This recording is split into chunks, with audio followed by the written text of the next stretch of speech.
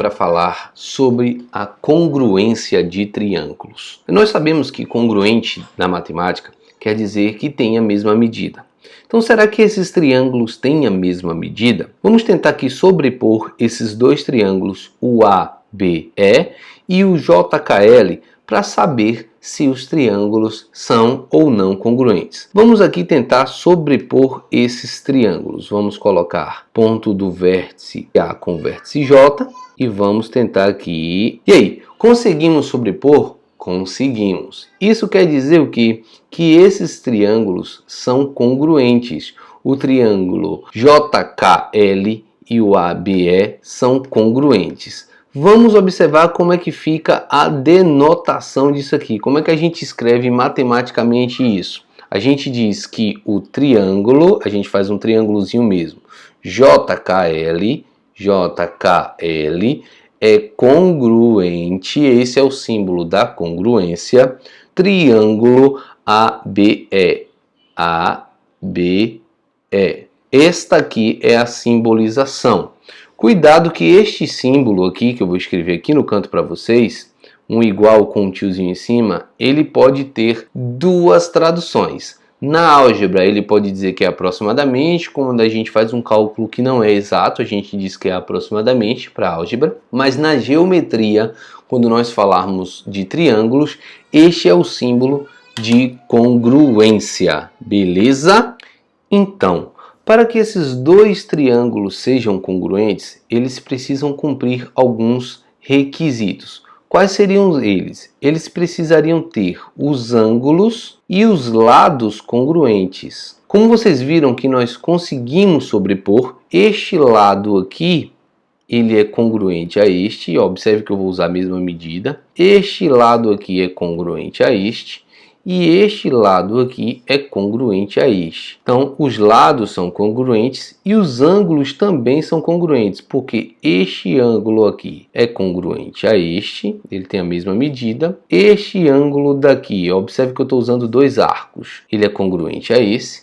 E este ângulo daqui é congruente a este. Então, ele precisa obedecer aquelas duas classificações que nós vimos no vídeo anterior.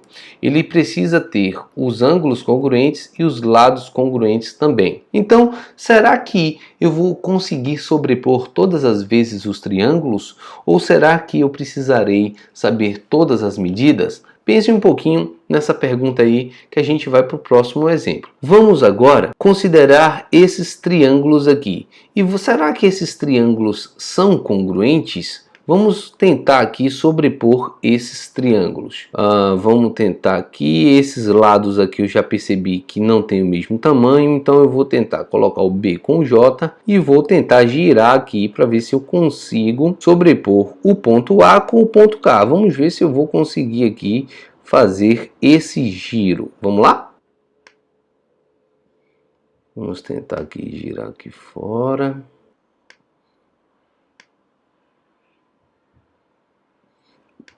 Bom, a gente conseguiu dar uma giradazinha aqui. Vamos lá. E aí a gente não conseguiu exatamente sobrepor. Então a gente nem sempre vai conseguir sobrepor os triângulos. E se eu conseguisse girar? Por exemplo, eu colocasse este triângulo aqui. Observe que eu vou tentar fazer isto. Vou tentar girar este ponto aqui. Tentar fazer assim. Vamos tentar baixar esse ponto K aqui. Aí. Vamos tentar alinhar o máximo possível. Não precisa girar só mais um pouquinho. Aí. Aparentemente são congruentes. Mas será que eu vou conseguir virar? Essa aqui eu consegui virar. Observemos. Deu congruente. Na anterior, observe aqui, eu não consegui girar, mas nessa aqui nós tínhamos uma ferramenta para virar. Então, será que a gente vai ter que sempre fazer essa análise de todos os lados e todos os ângulos congruentes ou tentar ficar sobrepondo esses triângulos? Nem sempre eu vou conseguir, certo?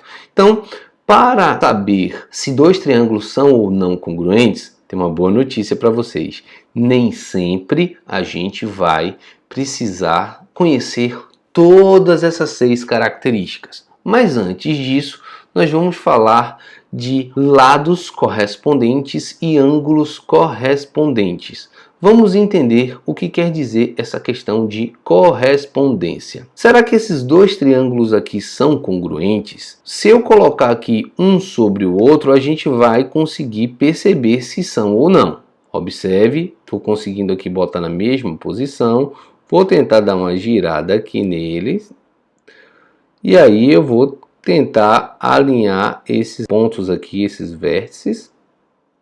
Então, a gente vê aqui que esses triângulos são congruentes. Mas eu vou pegar e vou girar mais uma vez para que não fique tão claro assim.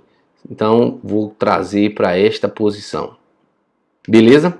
Então, vamos agora, neste momento, saber o que são lados correspondentes e ângulos correspondentes. Vamos lá? Para encontrar as medidas dos lados, eu preciso saber as medidas dos ângulos para eu poder me guiar. A gente sempre vai fazer uma análise trocada, digamos assim. Para analisar os lados, eu preciso saber os ângulos. E para analisar os ângulos, eu preciso saber os lados. Não entendeu não? Vamos lá. Vou mostrar aqui para vocês. Eu tenho esses lados aqui. Então é óbvio que este lado 4,71 ele é congruente a esse lado aqui, ó. O KJ é congruente ao AB, tem a mesma medida. Isso é fato. Então, eles são correspondentes, certo? Eu sei que o AE, que tem 8,29, é correspondente ao JL, que tem 8,29. Eles são correspondentes.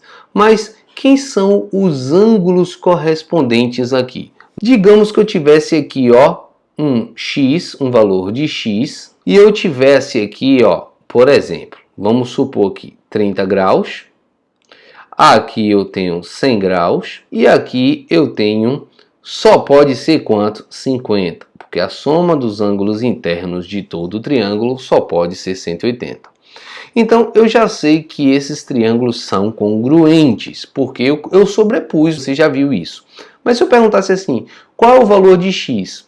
Então, eu tinha os valores dos lados. Então, vamos saber quem são os ângulos correspondentes. Ângulos correspondentes. O que quer dizer essa palavra correspondente?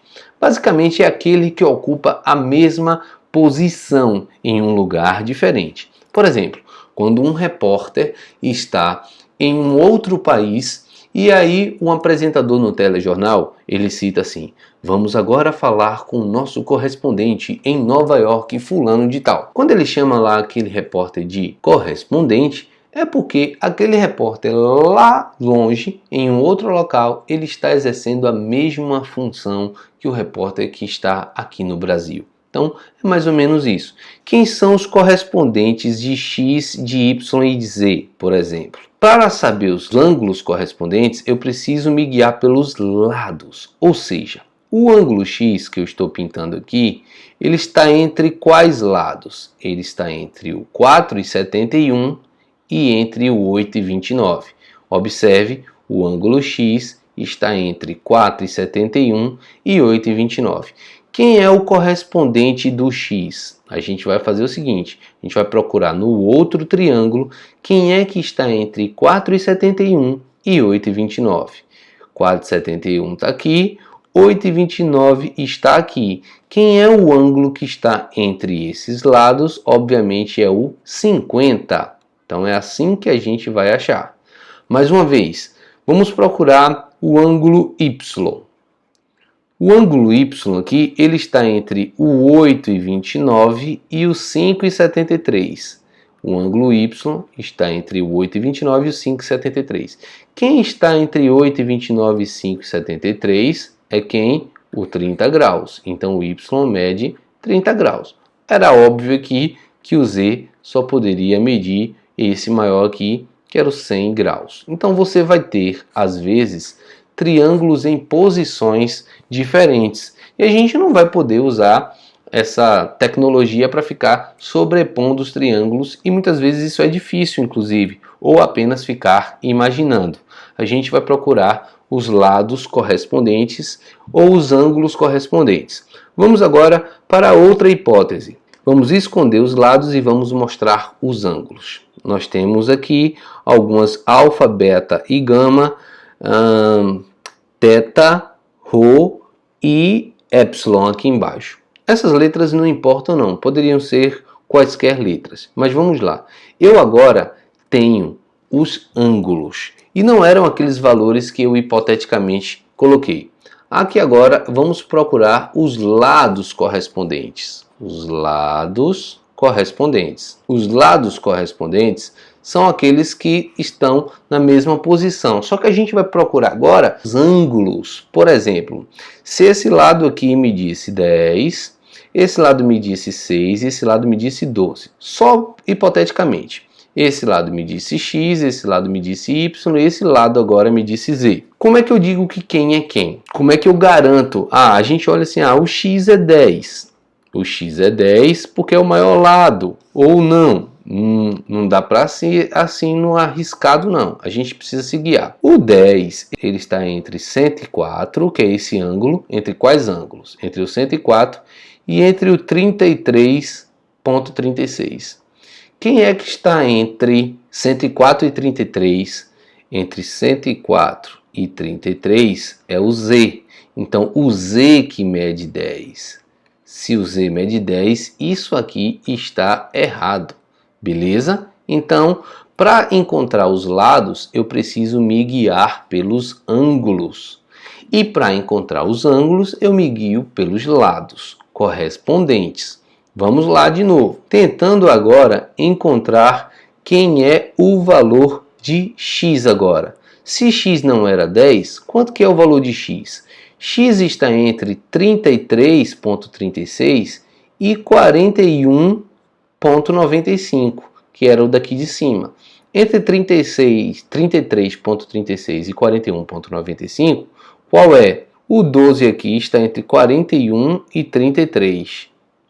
41 e 33 é o x, x mede 12. X mede 12. Aí vocês poderiam falar assim, Beni, mas não está aparentando não. Se eu fosse sobrepor, vocês iam ver que isso ia acontecer. Eu ia girar esse triângulo daqui, ele ia ficar lá em cima. Observe, eu ia girar. Só que a gente tem que se guiar pelos ângulos, certo, pessoal? Tem que tomar muito cuidado. Observe lá, olha a posição aí, chegando. Então, a correspondência é dada assim. Para encontrar os lados, eu me guio pelos ângulos. E para encontrar os ângulos, eu me guio pelos lados. Vamos ver aqui um exercício, uma atividade bem curtinha aqui para a gente ver se vocês conseguem saber aqui. Vamos lá, quem são os lados congruentes? A gente tem marcações de ângulos e a gente precisa saber quem são os lados congruentes. Eu vou fazer a primeira para vocês saberem apenas como é que se escreve e lá vamos nós. Eu quero saber agora CA. O lado CA, ó como eu escrevo a medida do lado CA, ele é igual, porque é a medida do lado CA, ele é igual a qual desses lados aqui desse outro triângulo?